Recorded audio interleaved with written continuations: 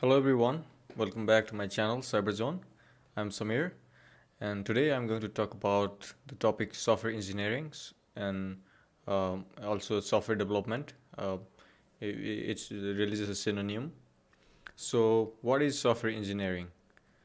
Software engineering is, uh, discipline. Any engineering is a discipline, right? So, it's a discipline where you build the software. So, it's a type of discipline where you build, quality software. So, that's software engineering, using different practices and optimal guide and using the right tools and right approaches. You build the software. Then that's software engineering. So yeah, sometimes it could be a bad kind of software engineering too. You may use the wrong tools or the wrong approaches for the wrong kind of problems. So or for different problems, then that would be a bad kind of software engineering. So still a software engineering, but with you know with a bad outcome. Maybe the software does not work or it's too buggy or it fails constantly. So that's the thing about doing the correct software engineering approach and learning it properly. So yeah, there's software engineering is like you can read about that in like internet. You can search about it in Wikipedia, and also you can read good books. And one good example of a book on that I'm also currently reading is called Software Engineering: A Practitioner's Approach by Roger S. Pressman. Let me show you the book. I have it right here. If you can see that clearly, wait here. So yeah, so this book is also it shows about the descriptions and talks about the descriptions of how you would do software and what kind of approaches you do and what's the process, right? So the one thing, another thing in that we want to know is software development life cycle. So STLC for shortcut. Software development life cycles. Of course, what are the phases, right? So the phases of software development. What do you do at first? What do you do in the middle? What do you do at the end? Or what's the cycle? Maybe there are more cycles. So usually in like a general, you could say a software process, or it's called the software development life cycle. It's the same thing. So in this book that I just showed you, it's called software process. In other books, it could be called software development life cycles.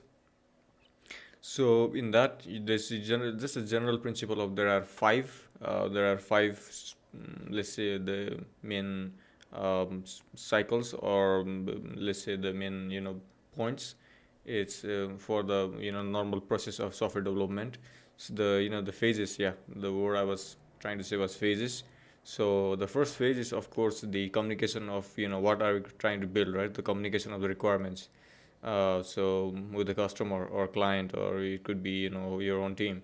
And the second phase is of course once you have the requirements and everything. The second one is the step where you plan. Of course, for anything you do, you'll have to plan. So that's of how you are going to approach the problem of the requirements and all those things and the given uh, task. So that's the planning phase. And the third phase is of course the phase where you model it, you prototype the problem, you try to